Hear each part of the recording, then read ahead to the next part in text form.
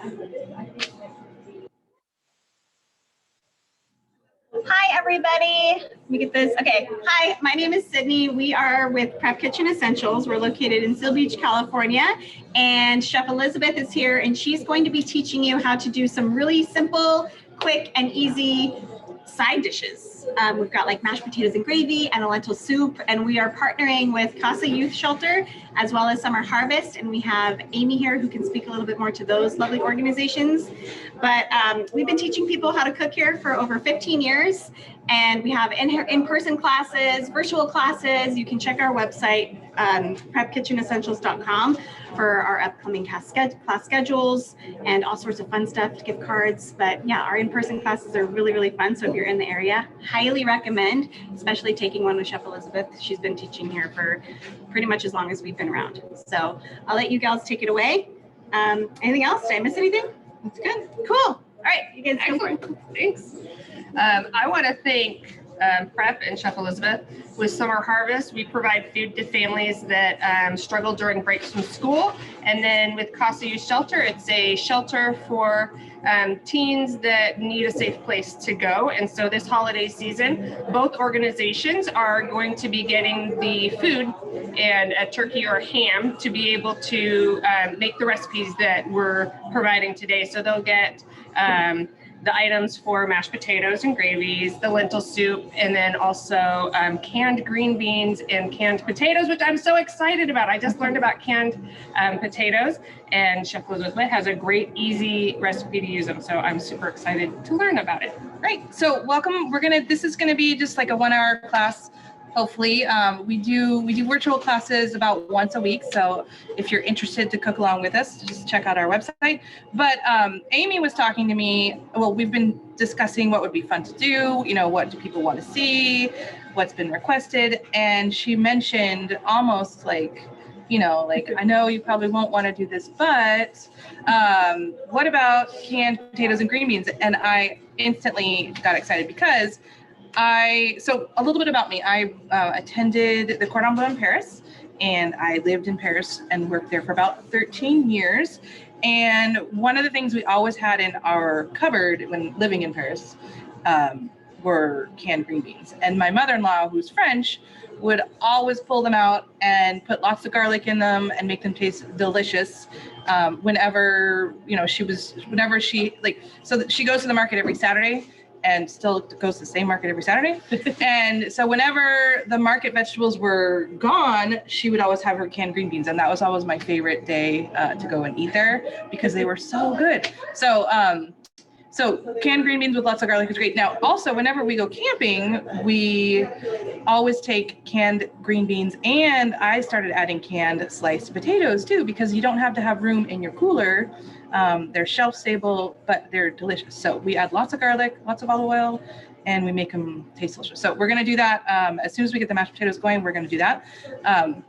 But basically, a little bit more about myself. So I've been teaching cooking classes since basically 2000. I started teaching in France, and I moved back over here, started teaching here. But I really like to take things and make them a little more simple, take out some of the pots and pans, some of the bowls, so that you don't have to do as much dishes, and simplify some of the steps. Also, I like to make people feel more comfortable and explore things. So, when in doubt, just ask yourself, what do you want your food to look like on your fork or your spoon or your plate? And then try and work backwards from there. And don't worry about some of the things that kind of get people anxious in the kitchen. Just try and relax and just say, what's the worst that can happen?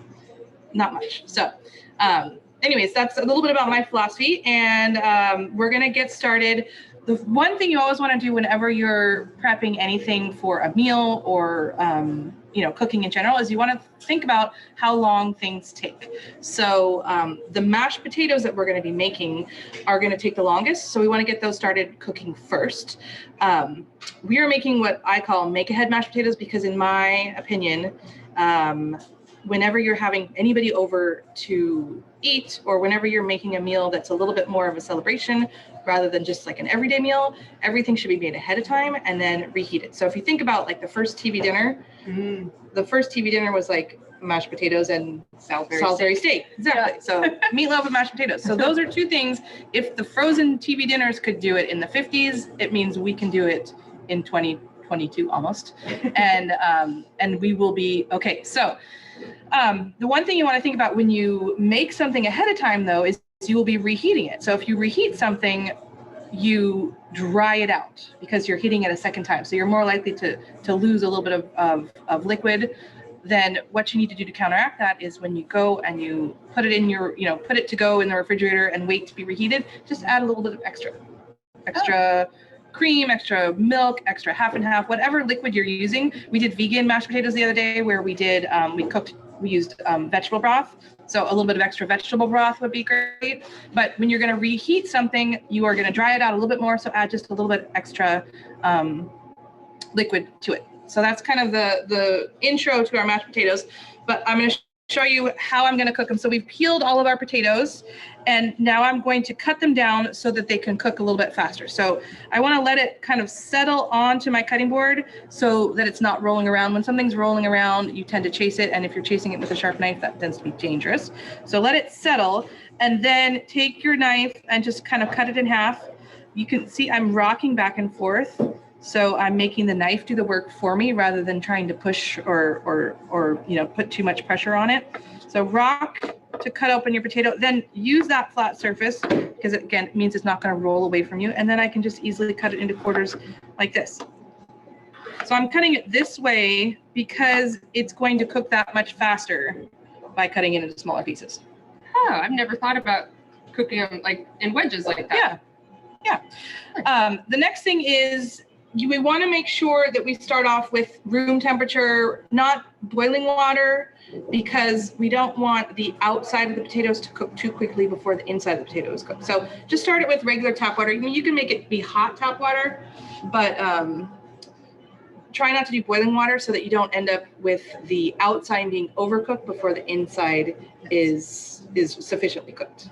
So that's also the same with deviled eggs. Hard-boiled eggs, if you're going to make hard-boiled eggs, you start them in cold water, bring it up to a boil, and then you turn off the heat and let it sit. So potatoes start in cold water, bring it up to a boil, then turn it to a simmer. So a simmer is just tiny bubbles, and then that way you're not gonna have too much potato sludge on the bottom of your pan. Okay, so you want to turn the camera and show them a little bit over here, or grab it even. It's kind of maybe out of camera range, but all of my potatoes are in here, so I'm just going to add those last bits of there. I have salted the water of my potatoes because I want my potatoes to be flavorful. The earlier you salt your food, the more flavor they will have. It won't taste salty, it'll just salt it.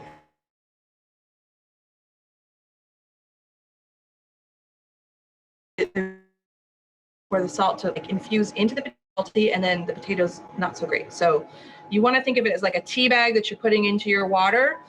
You have to let it sit and seep in the beginning in order to flavor your water. So the same thing with the salt. So we put a lot of salt in here early, and then that way it's going to make it taste good. Same thing with pasta. Anything you're making, salt early.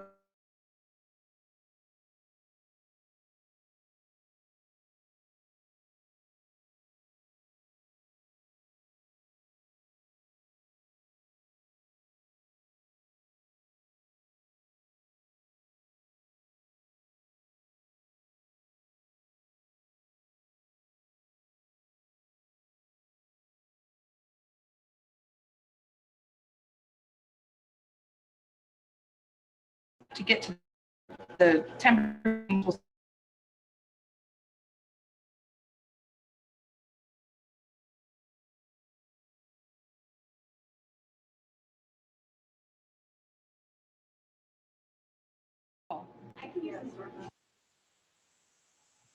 Here we go. We're back. Yeah. Let me make sure it's on the right thing. Okay. Let's see.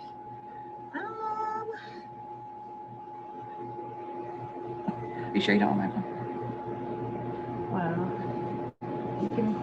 Yeah, keep going. It might be okay. Okay. You might be all right. Hopefully. Yeah. Okay, so anyways, I was trying to brown something, and that led me believe that, I wanted to talk about browning. Browning takes place at around 320 degrees Fahrenheit. Water boils around 212 degrees Fahrenheit. So if you have water in your pan, you will never brown. So if a recipe says cook until brown, whatever, or sear or whatever, if you have water in your pan, that's never gonna happen until you evaporate the water. So think about evaporation. I'm sorry, this is like a science class today. I'm sorry, this is great. It's a science class today. So think about evaporation. When the steam rises, it evaporates. Now, if we block that steam in, like if we put a lid on a pan, the steam will not evaporate.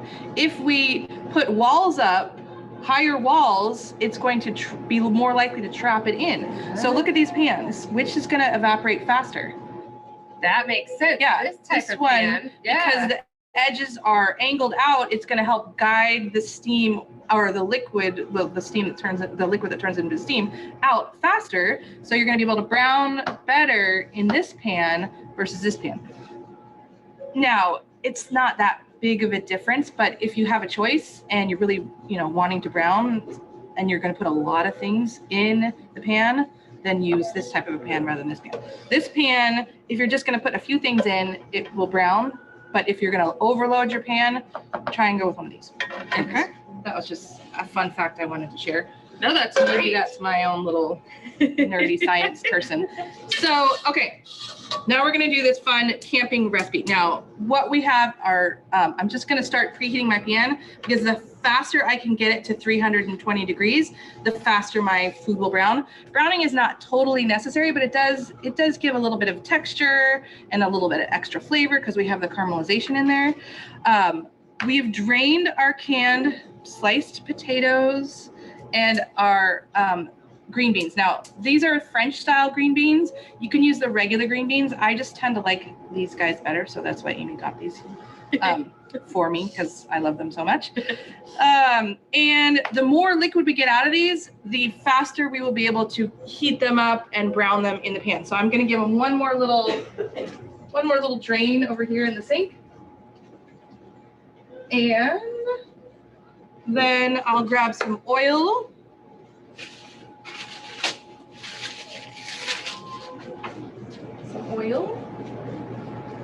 And there we go. So I'm gonna add in a little bit of oil into the pan. You could add oil or butter. We just happen to have oil a little more handy. I'm gonna pop my potatoes in. I am going to just swirl the pan because potatoes are starchy, so I don't want them to stick to the pan too much. So I'm going to make a nice little non-stick coating on my pan with the oil and then put in my potatoes. I see there's a little guy that has a little bit of a piece that might not be that flavorful and delicious, so I'm just gonna break it off and put it back in. Now, the question always arises, to stir or not to stir? Do we stir or not stir? Not while they're trying to brown? Exactly. Okay, so if we stir these, we're taking them away from the heat, and then that's going to take even longer to get them to brown. Now, these do have a lot of liquid on them from the can, so they might or might not brown. Browning is not the be-all and end-all of cooking, so if it's browned or not, it's not that big a deal. The most flavor for this dish is going to come from the garlic that we're going to use rather than the browning. So I'm just going to let those sit, and I'm going to show you how to peel a piece of garlic real quick, and then we'll continue on with the rest of the recipe. So for peeling garlic, you want to take this, let's see this end right here is like the root end, and then this would be like the sprout end. We're going to leave this on, and we're going to slice off this rougher root end. I'm just going to slice it off. Then I'm going to take my knife, or maybe if you want to have your kids join you, make it a little bit safer, I'll take just a flat bottom bowl that's not full of anything and just give it a little whack. Now, there were 2 cloves in there, so if you have 2 cloves together, one of them is going to be flying. So now just do the one on its own, give it a whack, and it should pop out of its skin. Pinch the part that you didn't remove, and then just knock it on out, and it just falls right out. And then you have the skin, and you can throw this away. We are browning. That's good. So that's how you take the skin off the garlic really easily. And then we're just going to go ahead and give it some slices, just like that. And in that time that it took me to do my garlic, I was able to brown the potatoes. Okay, now browning is like a warning that burning will take place next. So once it gets to be brown, it can only get darker from there. So if you don't want it to burn, that's when we do want to stir it. So what I'm going to do is I'm going to take a flat bottom spatula and I'm just going to move the potatoes out of the way to the side of the pan. And I'm going to take, let me show you what my pan looks like though. So see, I've got some nice brown bits in there. That's some nice flavor. And what I'm going to do is take the green beans and pour it right on top of here. And that is going to help bring that flavor into everything else. So my green beans are going to go right here. And all of the liquid from the green beans is going to help loosen those brown bits that I got from the potatoes and bring that caramelized flavor into the green beans and the potatoes. So I want to just spread the green beans out and just naturally the juices are going to help loosen those brown bits from the pan. And it'll also be cleaning our pan.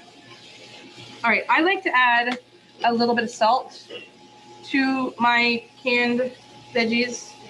I don't know if these are low salt or not, but if they're low salt, then I for sure want to. If they're just regular, I still tend to add a little bit. We're using kosher salt, so it's less salty than table salt. So, okay. So you want to grab the camera, show people? I feel like that kind of helps. Oh, and then my potatoes are, oh wait, this is the kiss of death when we knock over our olive oil. Well, we only know that by experience, we've already done it before, so it wouldn't be the first time. So here's, let me show you, the liquid will help clean the pan. So that's a good way to clean your pans is add a liquid and we bring all that good flavor in and we clean our pan. Now, the only thing we really need to do, the green beans are cooked. So the only thing we need to do is just heat them up and make sure our potatoes are heated through. This is a side dish that you can, so I would say this is done. The only thing we need to do is add some garlic to it. So I'll move the green beans away. And I want to place the garlic directly on the pan because that is the hottest part. And if I don't want my garlic to be super raw, I need to make sure it actually gets into contact with the heat. So I'm moving it to the side so we can heat up that garlic so it's not just completely raw. Do you add extra olive oil? There we go. I like to add a teeny bit of olive oil. It's not necessary, but it's just going to add a little more flavor to it. And why not? Because I love things to be nicely flavored. I'll add a little bit of salt to it too. Mm-hmm. I turned down my mashed potatoes over here. It came to a boil, so now I want it to be at a simmer, just tiny bubbles. If anybody knows Don Ho or wants to Google him, just sing the song from Don Ho, Tiny Bubbles, and that's going to teach you what a simmer is. But what's great about this is now my garlic has started to heat up. I can see the oil bubbling around it. Oil is a great heat conductor, so it's going to be heating that up. Now, all I need to do is just turn it off. And this is then ready to eat. So I can eat dinner in an hour. I can eat dinner in 10 minutes. I could put it in the refrigerator and reheat it, but this is ready to go. And it's not something that needs to be watched. I can just kind of put it to the side. And then when I am ready to eat it, I'll just turn the heat back on and then we'll continue from there. And we always would do like 2 cans of potatoes and 2 cans of green beans for 3 of us. Like my husband and I and my daughter, we all loved it so much that we would eat more. So feel free to add more. So I'm gonna keep that off to the side and I'm gonna check my potatoes, but Rosalia, would you give me some forks? So the way you check your potatoes is, first of all, you can stick a knife in a lot of things pretty easily. So that's not a very good judge, but sticking a fork in something is not as easy. So I'm gonna take my potatoes and use a fork to check if they're tender or not. And it was a little hard for me to get my fork in here, so that means they're not quite ready to go. We want them to be super tender so that we can just mash them up and they'll be nice and easy to smush. Okay, so those are gonna be probably another 10 minutes, I would say. And the next thing we're gonna do is we're gonna make a really simple lentil soup. So we can caramelize the vegetables we're going to put in there, or I've given you 2 recipes. I've given you like an Instant Pot / slow cooker recipe for it, where basically you dump it all in except for the finishing ingredients, and you turn it on and you cook it until the lentils and the vegetables are done. Or you can brown the vegetables if you want, just to give you a little bit of extra flavor, or just it'll also cook faster if you pre-cook the vegetables a little bit. So it depends on what your timing is. So you can brown the vegetables and then add everything in. It's up to you. I think I would rather show you the dump version, the easiest version, just to show you that it's great that way and you don't need to do anything fancy with it. The only thing you don't add to this dish is going to be the finishing ingredients. So the finishing ingredients are the fresh herbs, the lemon juice, and what's the last one? Oh, spinach. Okay, so if you want to add some fresh spinach or some frozen spinach or some kale or some chard or any sort of kind of greens that you would like to throw in there and get your family to eat, throw that in at the end. Throw in the fresh herbs at the end because we want to keep that nice color too. So that's why we're putting the green items in at the very end, is we want to keep that nice green color and we don't want them to turn brown and then dissolve up into nothing. The lemon juice is going in at the end because we want that brightness. After you've cooked something for a long time, you tend to get a monotone flavor or like a one-note flavor. Whereas at the end of the dish, if you add a little bit of acidity, like some lemon juice or some balsamic vinegar or some red wine vinegar, you're going to have this little balance that's going to be created that's going to help counteract that one-note flavor that we got, and it's just going to kind of elevate it a little bit. That's the best way to put it. So I'm going to turn on my heat, and then it's just going to be getting my pot ready. But I do want to show you how to dice up an onion. So let's go ahead and put everything in besides the onion, and then we'll get it going. And then you can also see that it's not that big of a deal. If you don't have to, the order, if you're going to add everything to the pot, the order in which you add it isn't that big of a deal. So we have some diced tomatoes. We're going to use all the juice, all the liquid. We're going to make a vegetarian. What do you need? A measuring cup. Oh, how many well, we just need a cup? Yeah. So how many ounces is in that pack? Oh, 16. 16. Right? Oh, so I guess half of it. Exactly. So Okay. a cup would be 8 ounces. We'll just use half. Yeah, and it's ish. Like if you want a little more lentils, if you want a little less, it's not a big deal. So we're gonna use some diced tomatoes. We're gonna make this vegetarian, is what I was trying to say. Vegetarian. So that's this vegetarian stock right there. You can use chicken stock, beef stock. You can also use water because all of the vegetables that we're going to be putting in here is basically what's put in stock to begin with. So here we go. There's the vegetable. Amy, do you want to put in half of that bag of lentils? Yep. Very precise. Yes. Then the seasonings we're going to use, first of all, there's plenty of seasoning in here with just salt and pepper, if we just did salt and pepper. But on the recipe, I put on there cumin, which is kind of a fun spice. You might have it in your cupboard already, or curry powder, or chili powder. So you can change it each time you make it to see which one you like better. You can change it each time you make it to like fool your family into thinking they're eating something new when it's really the same thing. So we're going to add some chili powder. I'm not going to measure it. We're going to go for like a tablespoon, which would be just kind of, if I make a little well in my palm, it just, or you can measure. If your spices get a little dry, just give them a little tap. There we go. So there's our chili powder. We're going to add lots of garlic because it's going to make it taste really yummy. So we have some minced garlic. You could slice your garlic. And our veggies. So we were making a carrot cake earlier. So we were shredding our carrots for our carrot cake. So we just shredded some more for our soup. We have some celery that's chopped up. The other thing that's, I think, a lot of fun is if you're going to go ahead and pull out something and do a lot of it, like carrots or something, do extra and then pop them in the freezer and then just pull them out, and you can put them straight into your soup frozen and start cooking them. Oh, that's great. Yeah, like if you buy a pack of mushrooms or something and you only need a few of them, we'll slice up the rest of them, throw them in a plastic bag in the freezer, and then the next time you're making something, just pull them out from the freezer. Or if it calls for like a half an onion, go ahead and dice the whole onion and then pop it in the freezer and use it whenever, just from frozen. So there's some carrots and celery. You could add any type of vegetable you want really to this. It would be great. We're just gonna bring this to a boil. The vegetables can obviously be eaten raw. They'll be nice if they soften up, but what we're really concentrating on is cooking the lentils. They should take about 20 minutes, so not too long. They're faster than cooking beans. If you have canned beans though, you could make the same soup with canned beans instead of lentils, and it would be just like a great kind of vegetable soup. You could add some rice in it. All right, so let's do some onion cutting. Let me show you. So there, give you guys a better view. So what I want to do is, first of all, the onion skin is just dried onion. It's not going to hurt us. It's going to be maybe a little unpleasant for the texture if you leave the skin on.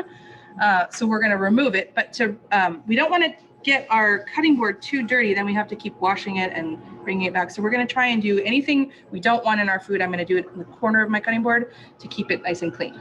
That's a brilliant idea. Exactly. So I'm going to slice off the top and the bottom of the onion. So here we go. Here's the bottom.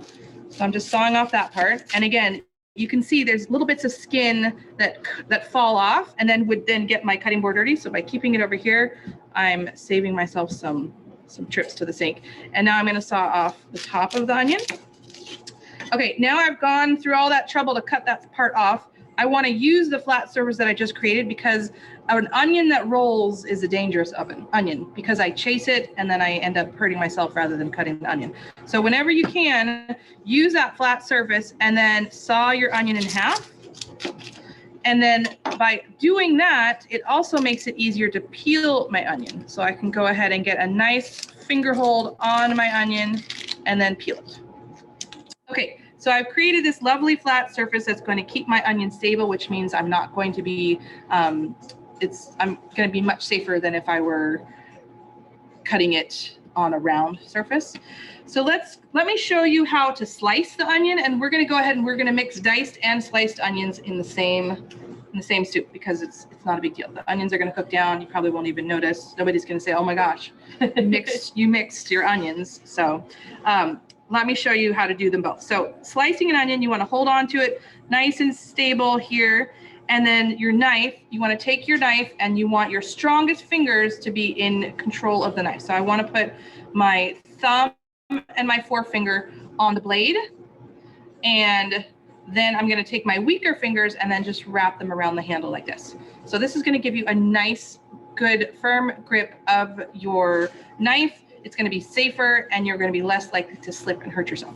Also, since I have a better grip on my knife, I will use less pressure with my hand, my wrist, and my arm. So less pressure means that if I do end up slipping, then I will be less likely to hurt myself. So also for non-professionals, so I'm assuming that you guys are not restaurant professionals and you don't walk around with a knife in your hand 24 hours a day, 7 days a week. So I recommend keeping a nice little buffer zone or a safety zone in between your knife and your fingers. So always make sure that you have some space so that if you do slip a little bit, you're going to be less likely to hurt yourself. So here we go. I'm going to leave about 1 inch in between my knife and my fingers, and I'm going to start at the top of my knife and just saw down.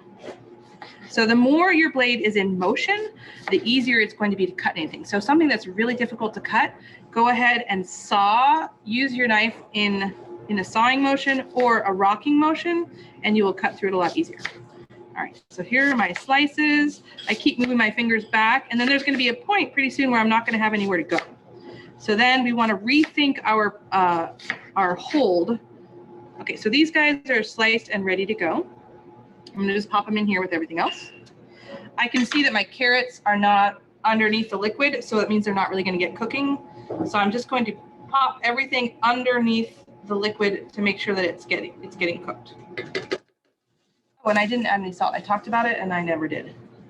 So here we go, salt. Okay, so now I have my onion, which is partially cut. What I like to do now is find a new flat surface. So I'm gonna go ahead and flip it over and then turn it this way. I'll have that much longer to hold on to it that way. If I just held it like this, first of all, it's gonna be kind of hard to cut that way. And then I'm gonna end up, not having some place to hold on to. But if I turn it this way, I'm gonna have that much longer to be able to cut it. And since my onion is lower to the cutting board, I'm going to be able to leave the tip of my knife on the cutting board, which means that I don't have to keep lifting my knife up and putting it back down. Every time you lift your knife up, you're possibly going to put it down in the wrong place. Whereas by just keeping the tip of your knife on the cutting board, you're not going to go all over the place with your knife. As well, you're less likely to hurt yourself by keeping the tip of your knife on your cutting board. So here we go. Slice my onion. Now it's okay that these are different size pieces because the thickness is going to be the same. So that means they're going to cook at the same rate. If these were going to be for like a salsa, then you would be able to tell the difference between the longer pieces that I just put in here and these shorter pieces. And that's why we have what's called a dice for an onion, which is I'm going to show you next. So I'm just going to keep moving these pieces to be easier to hold. And then when it gets to be hard to hold, I'll take my hand out of the equation and just finish up with my knife. So here we go, flat surface, making sure you're not slipping, and take your hands out of the equation and finish up. So super safe. Then you can add these in to everything else. Make sure that the onions are underneath the liquid so they actually cook. And that's it for the soup, really. I'll go ahead and dice up this other half of the onion to show you, but now all we would be doing is just waiting for the vegetables and the lentils to cook around about 20 minutes, maybe a little bit longer, depending on the veggies. I'm impressed at how quick that was. Yeah. It seems like such a daunting soup to make. Yeah. But it's super easy. And you could also just kind of let it sit off to the side. If you do want it to cook quicker, you want to start by pre-cooking your vegetables and then put your lentils in. They'll cook a little bit faster, but yeah. Or slow cooker if you want to throw it in the slow cooker, or the Instant Pot if you have an Instant Pot. It's a real easy thing just to throw it in, turn it on, and walk away. Yeah. Okay, so let's do a dice of an onion. So for the dice of the onion, what I'm going to do is I'm going to first cut in one direction, and then I'm going to turn and then cut in another direction. So I'm going to take my knife and I'm going to make my slices to be the same size that I want my dice to be. So let's do a medium dice. So I'm going to go ahead and do like maybe a 1/2 inch in between each slice. And I'm not cutting all the way through the onion. I'm leaving about a 1/2 inch that I'm not cutting through so that my onion doesn't just fall apart, and I'm able to hold on to it a little bit easier. So just keep doing your slices. So in case you're curious, the way I like to explain this is that I'm cutting in the direction of the onion. So in the direction of the grain of the onion. So if you look at the striations or the lines of an onion, I'm cutting with the lines. And then now I'm going to turn it and I'm going to cut against the lines, just to kind of give you a better idea on how to do it. So now I'm going to cut another slice, the same thickness as my first slice, and that's my dice. And because they're all individually like layers, it automatically just, you don't have to go in on the slice here. Exactly. And since I started, actually I should have said that earlier, since I started going in the direction of the onion, I went all the way to the sides. It was evenly slicing all the layers. So yeah. Okay, and now I'm going to take this guy, flip it over like I did with the other one, and then just finish it up this way. And that's it. And that's a diced onion. So I can make these pieces smaller or larger. And so like the smaller version would be called a mince. The larger version would just be called a large dice. So whatever you're looking for. And then I'm going to put these, we don't need these for anything else, do we? No. No. I'll just pop these in here. Okay, so our soup is done, except for the cooking. I'm going to put it onto the back burner. And we have lemon juice and parsley ready to go. It's really good with cilantro. It's really good with basil. You know, it's really good without any of that stuff too. So, you know, however you want to make it work. Try it different ways. Like I said, sometimes you could try it with curry powder if you have any. You could try it with cumin. You could try it with oregano or Italian seasoning. But yeah, lentils are fun, I think. Yeah. And they're super nutritious. They are. They have more protein than beans, right? Isn't that it? I believe that is. Yeah. And yeah. And less, maybe a little bit lower carbs. I don't know. Don't quote me on that one. So I'm sorry. I just think they're good for you. Okay, I think we might be done with the potatoes.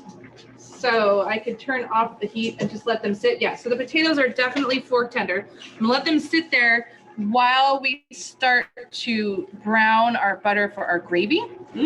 Then we'll switch gears. We'll do our gravy, and then we will drain our potatoes. We'll make our gravy, put that off to the side, and then we'll finish up with our potatoes. Sound good? Great. Okay. I was gonna say any questions, but you guys are watching this recorded, not live. So, okay, so we're gonna make a very simple gravy. This is a gravy. We gave you a recipe for a turkey. You can also use that recipe for a chicken.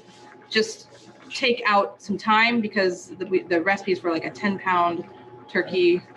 So you would just cut things in half. But our email is going to be on the recipes that you get, right? Yes, it should be. Yeah. Yeah. So you can email, any questions. It's hello@prepkitchenessentials.com. My email is chef@prepkitchenessentials.com. So whatever, if you have any questions, let us know. We're here to help. But this is a kind of a really good, just easy gravy. You don't have to have a turkey or a chicken going on to make the gravy. Sometimes we have mashed potatoes, but I haven't made anything that needs the gravy to go with it. Yeah. So then I'm like, well, how do I make gravy? Yeah. But I actually run into that. So what we're going to do is the base of a gravy is what is called a roux. A roux, R-O-U-X, is just a fancy French word to mean butter and flour, or it could also be oil and flour. So you can make it vegan if you want to do oil and flour instead of butter and flour, same quantities. So we're going to use about equal quantities, maybe a little bit. Are we using equal quantities or are we using a little bit more butter? What's the recipe did I give you guys today? 4 tablespoons of butter. Oh, so we don't even need that much butter. Yeah. So it's equal quantities of butter and flour. And, right? Wait, no. Okay, we started off with 7 ounces of butter. Is that correct? Yes. That's almost a cup. Yes. And we only needed a quarter cup of butter for this. Oh, so we can actually cut that in half. Okay. Okay. We're all good here. All right. There are 2 tablespoons in 1 ounce. There are 8 ounces in 1 cup. There are 2 cups in 1 pound. There are 4 cups in a quart. Anyways, when in doubt, just write it out on a piece of paper and stick it on your fridge. So like I said, equal quantities, flour and butter, or oil and butter. And we're going to melt these together. And we want to, first of all, we want to cook out the flour flavor, because if it's raw flour, it kind of tastes like glue a little bit, which is not what we're going for.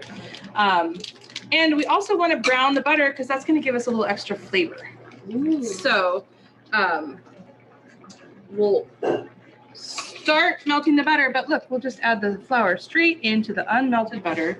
Totally fine, not a big deal.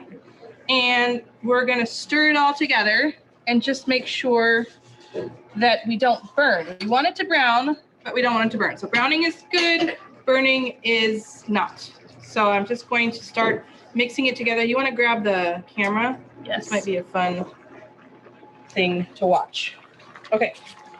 So I need to let this sit on the heat and just make sure that we're not going to be overcooking anything. But I do want the flour to start heating up. I want everything to heat up. So I'm going to leave it alone until I need to step in and make sure it doesn't burn.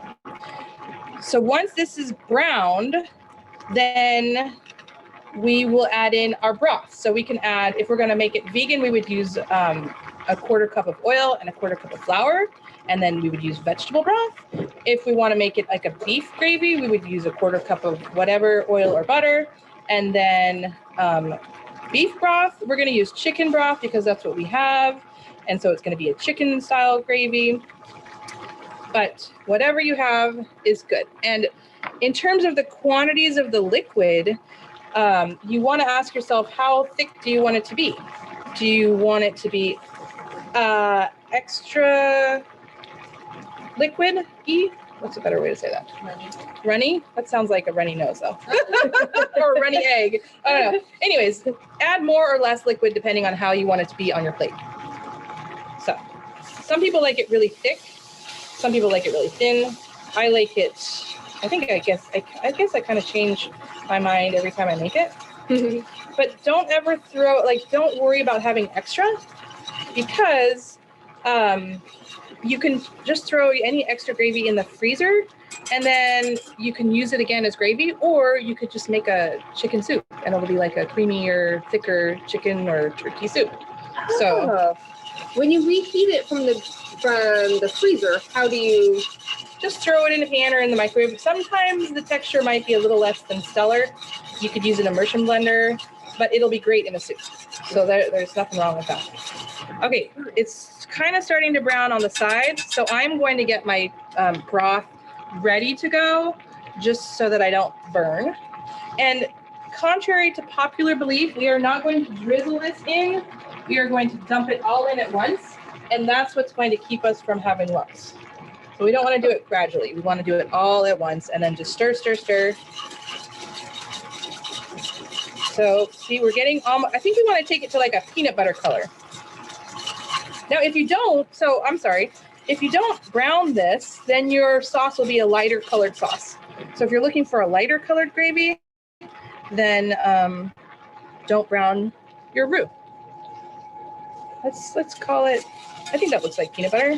Yeah. Okay, let's call it peanut butter color. And this is like 3 1/4 cups. So this is going to be for a thin gravy if I add it all. Let's add 2 cups and then we'll see. We'll check back after that. So that's about 2 cups. Stir it. So you don't even have to be stirring while you pour it in. No. You just pour it in and then stir again. Yeah. I mean, don't walk away or anything. Oh, yeah. But yeah, it's fine. It's fine. And now we just wait for the magic to happen. The flour is going to start thickening that liquid. So look over at our soup. I think that's, that would be like, I would call that lentil stew right now, because what's happened is I kept that at a really high boil. So we had more evaporation. So we're going to want to actually just add some water to that so we can actually bring it back to a soup. So. But you think the lentils, that's how they'll be like still holding their shape? They won't totally pop open? They will start to pop open when they get overcooked. Oh. So yeah, they only start to pop open when they get overcooked. So what we'll do is maybe taste them now and see where they are. But as they pop open and technically kind of overcook, it then will end up thickening your soup too. So it's not a bad thing, I don't think. So we'll want to taste that, see if it's ready. Those onions look a little less than cooked, the ones that I added at the very end, but it's okay. Raw onion never killed anyone. Okay, so see how my gravy is thickened now? Or at least I'm hoping you guys can see that through this camera. Once it comes up to a nice boil like that, we are done. I'm just gonna turn it off and then we'll taste it. Okay. We can get fancy and add some sage, some parsley. We could have added a little bit of wine or brandy. We could add a little wine or brandy right now. You know, you can do all sorts of things, or just keep it simple. So you can pop that back on the stand and then we'll taste everything. Oh, thank you. So just dip on in, blow. Can you have chicken? No, that one I can't. 'Cause Okay. it's with butter. Oh, okay. Oh yeah, we could have made it with oil. Yeah, now I know. Oh, This I'm is sorry. great. No, it's totally fine. Okay, Rosalie is going to be our taste tester. Thank you. So we just need to see, do we need any, Delicious. we don't need anything. It tastes super, it's the homemade, well, we made homemade chicken stock for that, sorry. It's really good. We'll do that another time. And I like the consistency as it is. So I don't think we need to go any more or less, but we'll keep our chicken broth just in case.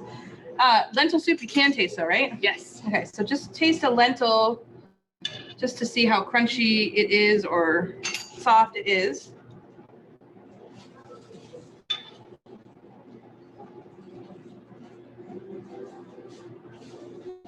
It's a little crunchy. Crunchy, yeah. Mhm. So, but it tastes great. Like, I don't think we need to add any salt. The chili powder in there is just really nice. I am going to turn up the heat because I turned it down when I was doing the gravies. There's too many things were going on. So I'll turn the heat back up. And I'd say another 10 minutes and we're good. So maybe it takes a little longer than 20 minutes. I think I said 20 and it's been probably 15. So maybe it's, sorry. Okay, mashed potatoes. Let's do this. Mashed potatoes, we're going to drain them. I'll move this stuff out of the way, and then we will mash them with the masher. And let's see. Oh, the garlic, was that for the mashed potatoes? No, it was for the gravy. Oh, If we garlic for needed the it. gravy. It was optional. Oh, I think it was for the mashed potatoes. Oh, but you know what? You can put garlic in the gravy too. Like, garlic goes in anything. Okay, strain the potatoes. So I'm going to take my potatoes over to the sink, drain them out.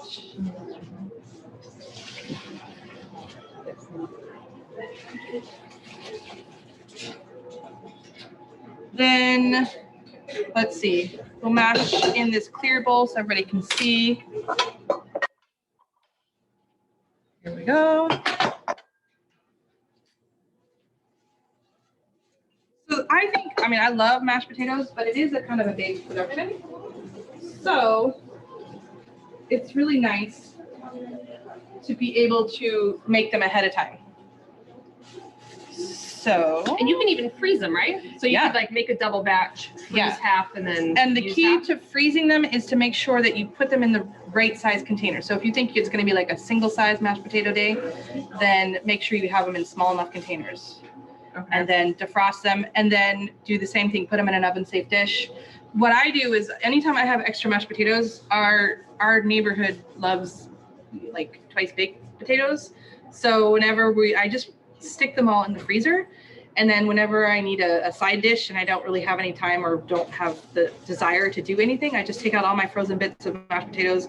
I have some cheese, and if I have any like onions or spring onions or green onions or chives or anything, I throw those in there. Or if I don't have anything else, I'll do granulated garlic and then cheese and whatever cheeses I have. So like all your bits of cheese that are left over, throw those in there and then just bake them, and then they get nice and brown on the top. And So you everybody's don't like, even need the skin. no, you just put it in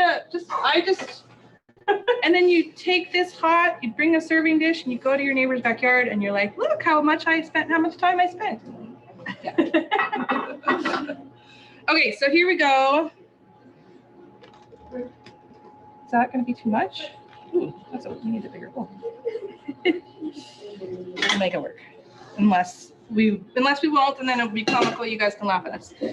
Okay, I think we make these into garlic mashed potatoes. So we're going to take some garlic, minced garlic, and just the heat of the potatoes is just going to be great. We'll throw in the butter, but you're going to be okay? Yeah, no, this is fine. We could do oil. Do olive oil. Yeah, what's I'm better? gonna we can Butter tastes better. Everybody else likes butter. Okay. Well, I guess we do have the gravy anyways with the butter, so dump the butter in, and we're gonna use some half and half. Oh, I'm gonna mash them with this guy right here. And I'll probably add in I don't know, I should taste the potato to see if it had enough salt in the water. If it had enough salt in the water, if your butter is salted, then you don't need to add anything else. I think it had enough salt in the water. So now it's just elbow grease. If you have a bigger bowl, I'd say get the kids going. If you have a smaller bowl. All right, and I'm gonna reheat the green beans, and the potatoes. Yeah. Okay, so if you're going to be serving these right away, you might want to heat up your cream or your half and half of your milk. But since we're calling these make-ahead mashed potatoes, we don't need to heat anything up. But yes, if you're going to eat them right away, make sure your liquid is hot. This is why we need a bigger bowl, but it'll work. And then my family used to be proud of their lumpy potatoes, so we would use a fork. This is a potato masher, but if you don't have a potato masher, you can just use a fork. I never really thought about it. I have like a pie cutter. You could probably use a pie cutter too. Oh yeah, that'd work. I never thought about that. I'm just using this to make sure it doesn't come out of the bowl. All right, so I think that's it. Do you have any questions that they might have? No, but these have all been very, I've learned so much from this time. I'm always amazed at how much I still learn. This is great. And I'm really excited to try the green beans and potatoes. Yeah, so all we're gonna do there is just reheat them and pop them onto a plate. Actually, let me ask, because you have half and half has fat in it. Uh-huh. So do you need to add more butter if you're going to use a lower fat liquid like a stock or milk, or if they have like fat-free milk? Yeah, okay, so basically you can make mashed potatoes with water if you would like. Oh, It's just gonna change the flavor. So there are 3 things that enhance flavor in all things, foods basically, but salt, fat, and acidity. So if you have more salt, if you have more fat and acidity, you will have enhanced flavor. So things will taste better. So if you want them to taste better, then you would add more of those things. But if you can't, then it's you make that decision. It's like, I'm not going to be eating extra fat, or I'm not going to be eating dairy or whatever, and then you just are okay with it. So so yes, if you there's some mashed potatoes there's a famous French mashed potato dish where it's basically 50% potatoes, 50% butter. Oh wow. So I mean, I don't recommend it, but it's out there, it exists, and people actually eat it. So so yeah, if you want to use fat-free milk, a way to have it, if that's all you've got in your kitchen, then you would probably add a little bit of, or a lot more butter to counteract the lack of fat in the milk. Okay.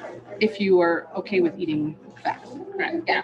Okay. If you use heavy cream, then I don't even think you need to use butter at all, because there's enough fat in the cream.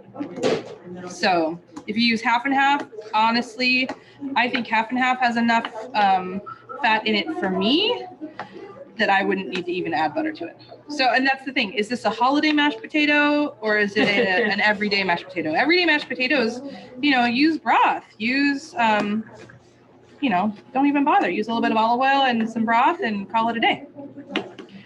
All right, so in terms of mashed potatoes, everybody's gonna like it a little different. So first of all, the question you wanna ask, are you serving it with the gravy?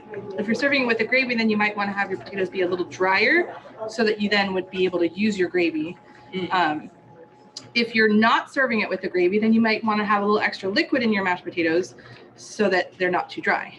And then some people just like it drier or wetter, depending on, taste preferences. So I'm going to grab a spoon. So here is this would be my holiday container. In terms of like holiday setup, I like to, or entertain, actually, let's just call it entertaining, because it doesn't matter whether it's a holiday or not. Entertaining setup, just to make sure that you don't have to do a lot of last minute things. Pick out your serving containers, pick out your spoons, tongs, everything. Wherever you're going to put it, like if you have a buffet, you can do buffet style, actually get a Post-it or a piece of paper and write down mashed potatoes. So then when these come out of the oven, or if you want to send somebody else to do it, you can just say, hey, John, would you go to the oven and grab my potatoes and put them on the table? And then they don't have to ask you where, and the spoon will already be there as well. So get everything ready to go. And do this ahead of time. So mashed potatoes can be made a couple of days ahead of time. 3 days would be totally fine. You could freeze them if you really wanted to. I'm gonna put them in my container. So this is what I'm calling perfect for me with the gravy, this consistency. And again, it might change. Next time I make them, I might want to do it a little different. So make them perfect, and then we add extra if we're going to be reheating it.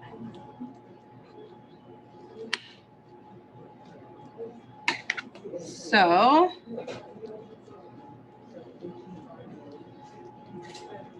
okay, that's perfect. Now, since I'm reheating, I add a little bit extra. I would say, like, for this container, I'd say about a half a cup. If you're doing like a 9 by 13 container, you could do like 3/4 of a cup. Then grab yourself some foil. And you just leave it on top like that? Yep. Because yeah, and you can stir it when you set it out or not, and it will be fine. Here we go. This goes on here. And then if you have a Sharpie or something, you can write on it. Otherwise, just take your fingernail and do POTS and then 350 30 minutes.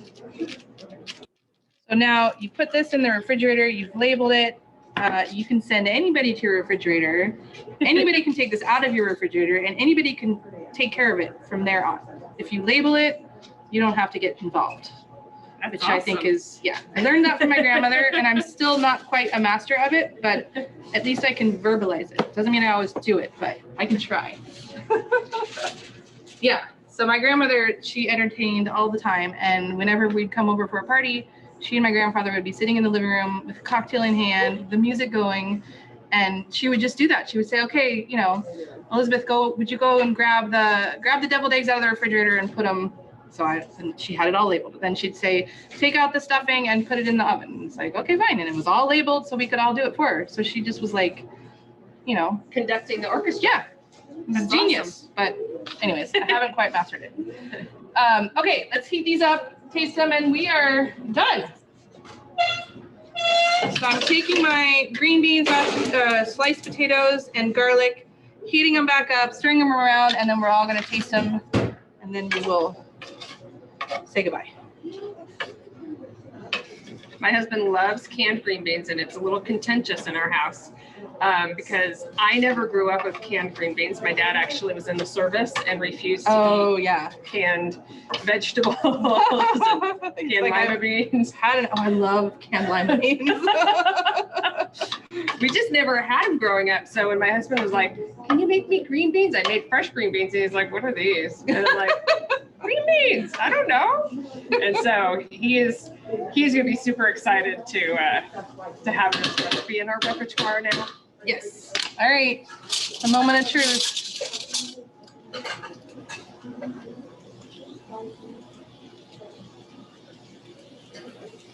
There you go. Thank you.